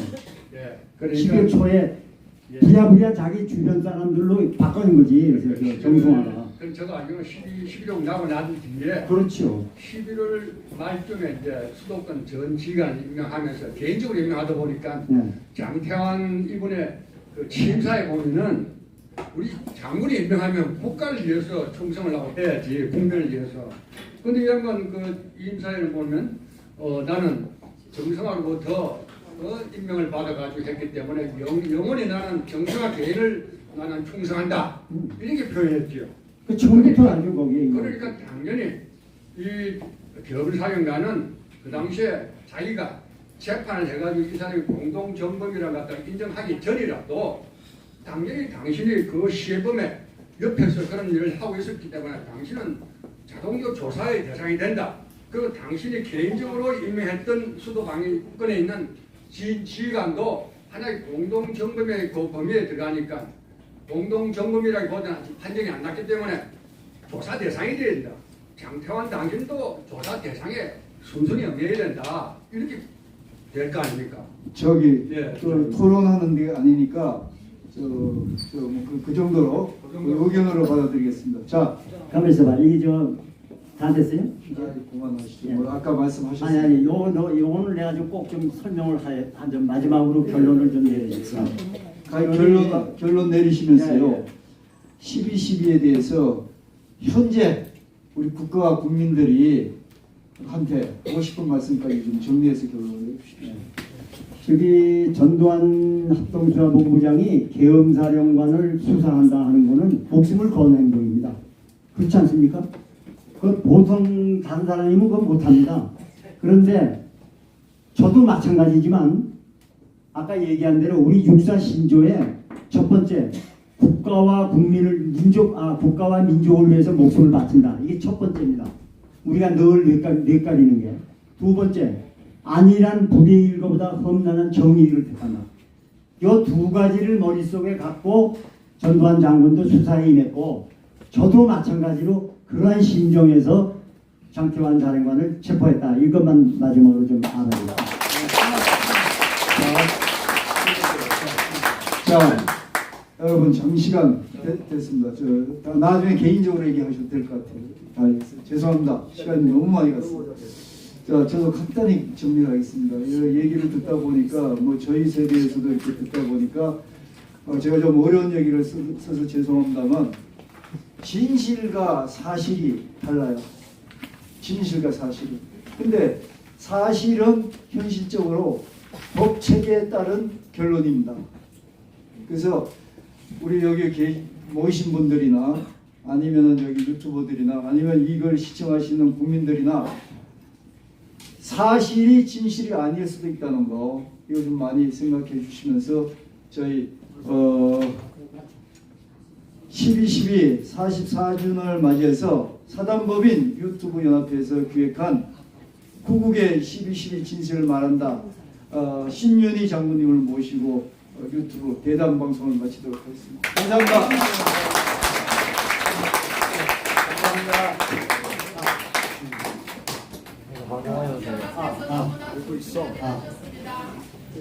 자, 지금 지금 12.12가 30년 만에 이래도 이 세상이 바뀌었는데도 불구하고 영화 서울의 봄 때문에 지금 그렇거든요. 그래서 국제 라스볼 영화제에 후원도 대표님 계십니까? 아 예. 서울의 봄에 대해서 영화 설명을 좀 하시겠답니다. 그래서 왜 서울의 봄이 잘못됐는지를 설명을 하겠습니다.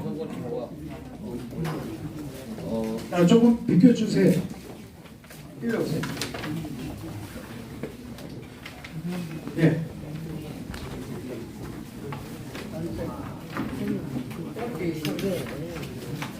안녕하세요. 방금 소개받은 서울 락스포 국제영화제 총감독 서울도라고 합니다. 반갑습니다. 전쟁에 의해서 이렇게 늦게라도 이런 자리가 만들어진 데 대해서 감사를 드리고요. 이런 영화들이 사회에 미치는 영향에 대해서 제가 말씀을 드리려고 해요. 자유우파분들이 사실 문화에 대해서 너무 무지하고 관심도 없으세요. 혹시 여기 오신 분들 중에서 서울의 봄 영화 보신 분 계세요? 이러면 안 되는 거거든요. 근데 사람들이 좌파 영화인데 그걸 왜 봐? 우리가 좌파에도 왜 돈을 갖다 줘? 이렇게 이야기하는데 그건 부득이 웃어서 잘못 담그는 거하고 똑같은 얘기예요. 영화를 봐야지, 저걸 알아야지 잘 방법을 찾을 거 아니에요. 어떻게 왜곡을 했는지, 이런 영화들이 어떻게 20, 30대들한테 어떤 영향을 미치는지 영화를 봐야 합니다. 현장에 가보셔야 하는 거거든요. 물론 아예 생각할 수 있는 영화도 있어요. 근데 이번에 서울의 봄 같은 영화는 꼭 보셔야 됩니다. 네. 당장이라도 가서 보세요. 정말 제가 추천하고 싶어요. 그래야지 더 분노가 더 끌어오르고 오늘 신 장군이 말씀하신 내용에 대해서 더 깊게 인식을 할 수 있거든요. 제가 몇 가지만 두서없이 말씀드릴까 봐 몇 가지 좀 정리해서 갖고 왔습니다. 일단 이 좌파들은 영화를 만든 데 있어서 정말 연출 기법이 너무너무 안달합니다.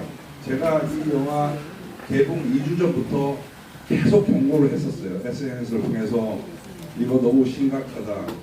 지금 10월 달이면 비수기인데 영화계에서 10월 11월이 제일 비수기거든요. 그 비수기인데도 불구하고 1000만 이상이 될 것 같다 라고 이야기를 했습니다. 개봉 첫 주에 모 국회의원 또 모 단체에서 저한테 연락이 왔어요. 이런 영화가 개봉하고 있는 사실도 모르고 있는 거예요. 이 영화는 이미 2달 전부터 계속 광고를 하고 있었거든요. 물론 영화라는 거는 영화적 상상력을 동원해서 재미를 가미할 수가 있는데 역사적 사실을 바탕으로 둘 때는 허구를 절대로 섞으면 안 되는 거거든요. 영화적 상상력을 동원해서 약간의 재미를 이용을 해서 영화를 만들 수가 있는데 이 영화를 보시면 왜 제가 보라 그러냐면 지금 말씀하셨잖아요. 아주 치명적인 오류가 있어요. 행주대교에서 공수 2연단이 들어와요. 또 저쪽에서 공수사령관은 또 이쪽에서 또 공수부대를 또 들어오잖아요. 서울에서 공수부대가 부딪히면 정말 난리가 나는 거거든요. 그래서 이 영화 속에서 장태환 역을 맡은 정우성이가 자기가 온몸으로 그 탱크를 막습니다. 그래서 관객들한테 영웅으로 만들어 버리는 거예요. 그러니까 선과 악을 구분을 지어버려요. 사실을 완전히 왜곡하는 거죠. 그런 사실 없었거든요. 그리고 12.12 이 작전 들어가기 전에 요정에다가 장태환, 소경원 사령관, 헌병감, 공수여단장을 전두환 대통령이 초청을 하는 장면이 나와요. 근데 그 당시에 잘 아실 거예요. 12.12 사태 때 장태환은 완전히 깔라가려 있었거든요. 술로 폭탄주를 엄청 모아갖고 깔라가려 있는 상태였어요. 그 녹취가 모두 자료를 뒤져보면 12 사태가 터지고 전두환 대통령을 체포하라는 그런 통화를 하면서 목소리를 들어보시면 분명히 술 취한 목소리예요. 근데 이 영화 속에는 어떻게 나오느냐? 너무너무 정의로운 사람으로 표현되어 있는 거죠. 그리고 또 관객들한테 상업영화이기 때문에 심파적인 구성을 하는데 나중에 이제 청와대 옆에 그러니까 경비대죠. 경비대에 이제 쳐들어갑니다. 그러면서 거기서 정말 눈물 나는 심판을 벌이죠. 영웅이 있냐? 그리고 관객들한테 그렇게 이제 그 선과악을 구분주고 영웅과 악당을 구분을 정확하게 저어버리는 거예요. 이미 관객들은 영화 속에서 전두환 대통령은 악당입니다. 정말 두고 볼 수도 없는 악당이에요. 엊그저께 조국이가 페이스북에다 뭐라고 쓴지 아세요? 이 영화에 대해서 거저께 쓴 글이에요. 조국이가 자기 페이스북에다가 극장 앞에다가 출입구 앞에다가 전두환 편지고를 갖다 놔요. 영화를 보고 나온 사람들이 너무 분노가 타오르니까 한 대씩 때려라 이거죠. 지금 이런 식으로 지금 선동을 하고 있어요. 또 하나 이 영화가 지금 오늘부로 어저께까지 720만 가격이 들었거든요. 제가 이 영화가 1000만 정도 든다니까 자유우파 분들이 몇몇 분들이 정기 승리를 하시더라고요. 뭐냐면 관객수 조작이다. 절대로 관객수 조작 아닙니다. 지금도 보니까 관객수 조작한다고 그러는데 이미 이 영화는 700만이 넘어간 영화예요. 500만이 넘어가는 영화는 관객수를 조작할 이유가 하나도 없어요. 이거는 저쪽 애들한테 빌미만 제공해 줍니다. 바보 소리만 듣는 거고.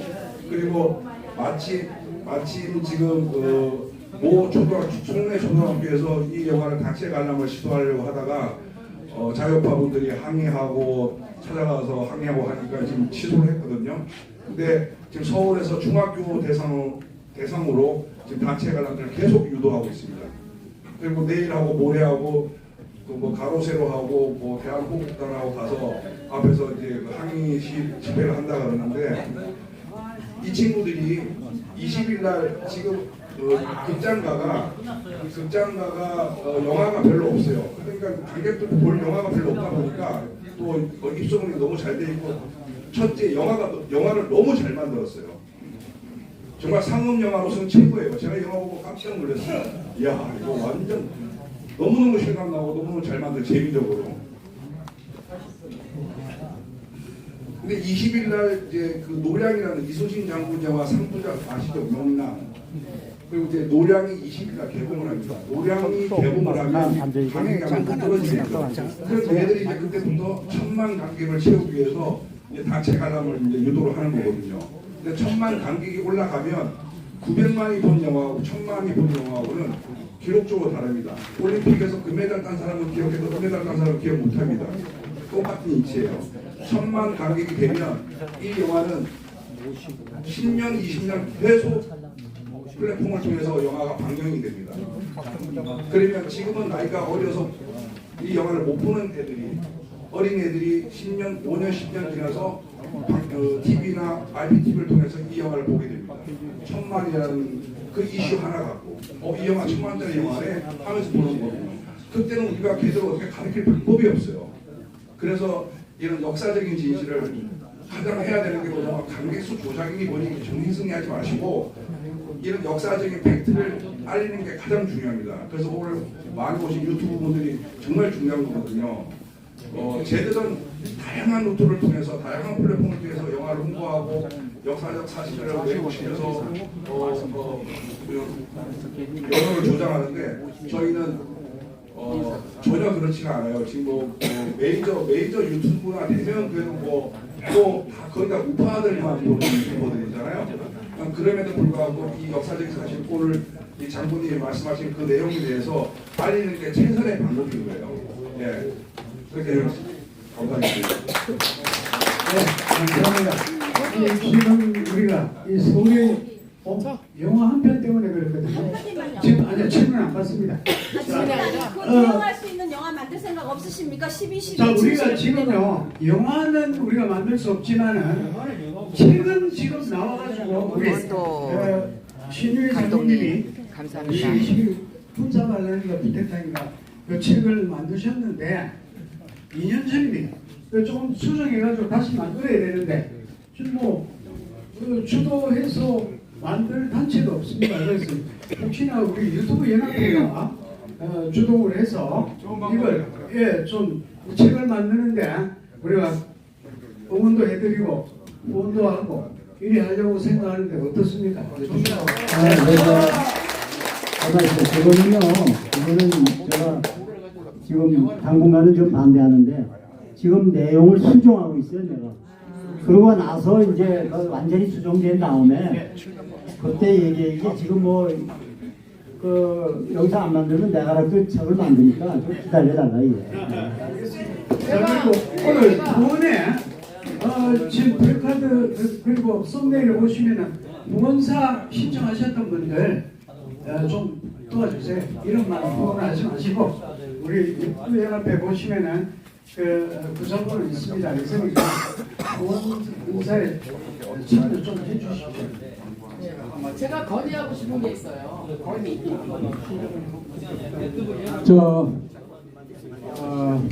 수국명예회복운동본부의 시윤 이사입니다.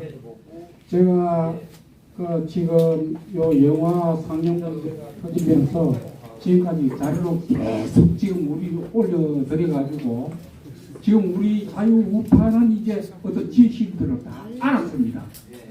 그런데 문제는 제가 요 영화 이름 딱 집어넣고 동영상에서 눌러보면은 좌파들 그냥 막 옛날 자료까지 끄집어내가지고 KBS 뭐 특집 프로 나온 거 이거까지 굉장히 지금 막 전파를 하고 있습니다. 그래서 지금 우리 정군연을 비롯해서 각 애국 단체들이 지금 장군님 말씀하신 오늘 이 영상들 요거 하나씩 딱 가지고 그 영상 댓글란에 들어가서 댓글들을 전개하셔가지고 거기에 그 좌파들은 막 떼거리 또 이야기 하겠지만은 거기에 들어가서 보는 다른 사람들이 야 이걸 깨우치게 해주는 것이 대단히 중요합니다. 우리끼리는 지금 아는데 좌파는 모른다는 게 되게 안타까우니까 제가 안타까워서 드리는 말씀입니다. 우리 정군현이 책임에 드리며 시작하겠습니다. 감사합니다.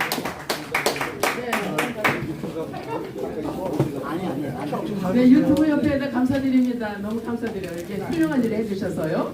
근데 제가 사실 저도 군대 생활한 사람이기 때문에 그때 당시에 몸을 담고 있었어요. 12.14 때요. 신장군님, 제가 알고 있는 장태환 씨의 내용은요.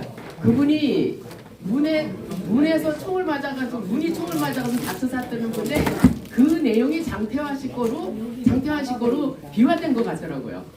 제가 군대 생활할 때도 장태환 씨는 엄청나게 사고를 많이 당해서 굉장히 식물인간이 되고 사람 노릇을 못한다. 그래서 그 가정의 그 부인이나 가족들이 엄청나게 힘들게 생활하고 있다. 이렇게 들었어요. 그래서 제가 지금 왜 마이크를 들었냐면요. 우리 신장군이 말씀 안 들었으면 저는 그대로 그 12.12 사태가 그렇게 험악한 사태로 얘기를 들었을 거예요. 그렇게 인식이 됐을 거예요. 근데 오늘 정확하게 알았잖아요. 장태환 씨는 아무 피해가 없었어요. 그렇잖아요? 기억하십니까?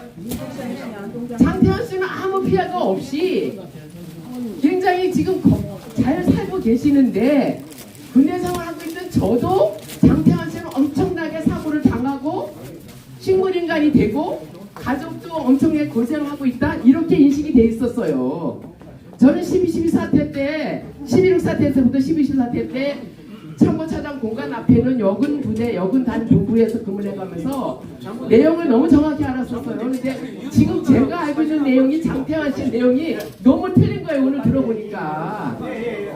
그러니까 글쎄 이거를 갖다 우리 우파 국민들이 우파 국민들께서 이 현재 서울의 소리를 상대로 이 정정 신청을 내든가 뭐 이거 잘못됐다고 하는 게 이거 고소를 해야 되지 않겠나 이런 생각이 들어요.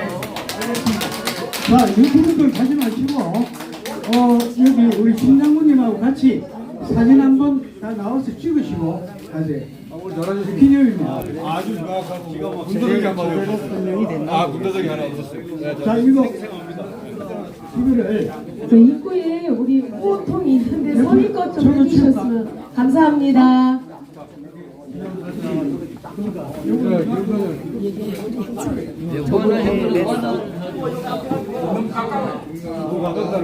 자, 이거 빨리 방송을 마치겠습니다.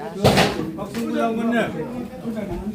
박승구 장군님 어디 가요? 저분이 장낙순이에요. 나가셨어? 김태복 장군님. 그리고 장낙순님.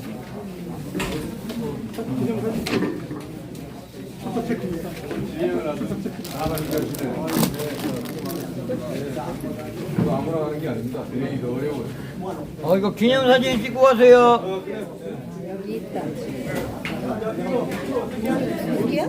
장낙순.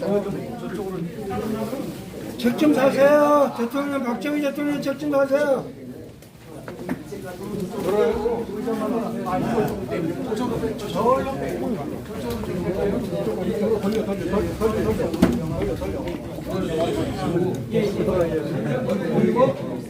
책 사세요. 책 신관님.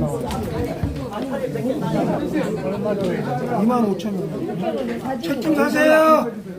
신간 나온 겁니다. 후원 좀 해주세요, 후원. 25,000원. 2만 원. 자, 저기 하고 여기 전부 다 나가, 전부 다 나가. 요거 좀 나중에. 후원 좀 해주세요. 유튜브 후원 좀 해주세요. 전부 다.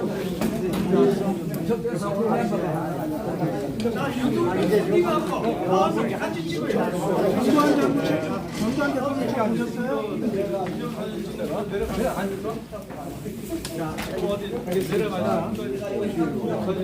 나만 또 전부 다 나가. 내가 해가지고 우리 아빠한테 맨날 이거 일자리로 이거 보관해. 보관하고. 사진 찍으세요. 얼른 들어가세요. 내가 여기 아빠한테 매일 한 사람을 다 올려.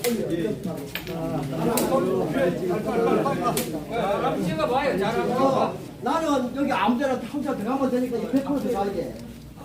우리가 여기 아빠한테 빨리 들어가요, 빨리. 찍으려면 후원이 서 있잖아요. 빨리 다 들어가. 내가 다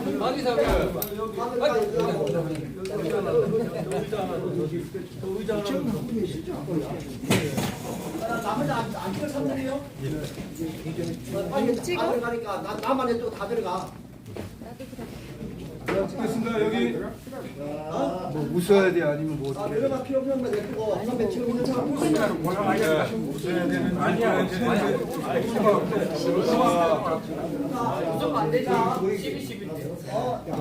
하나, 둘, 셋. 찍으세요. 하나, 둘, 셋. 하나, 둘, 셋. 파이팅 한번 물어보겠습니다. 하나, 둘, 셋. 감사합니다. 전두환 대통령 착수하시고 박정희 대통령 좀 착수하세요. 후원 좀 해주세요. 유튜브 후원 해주세요.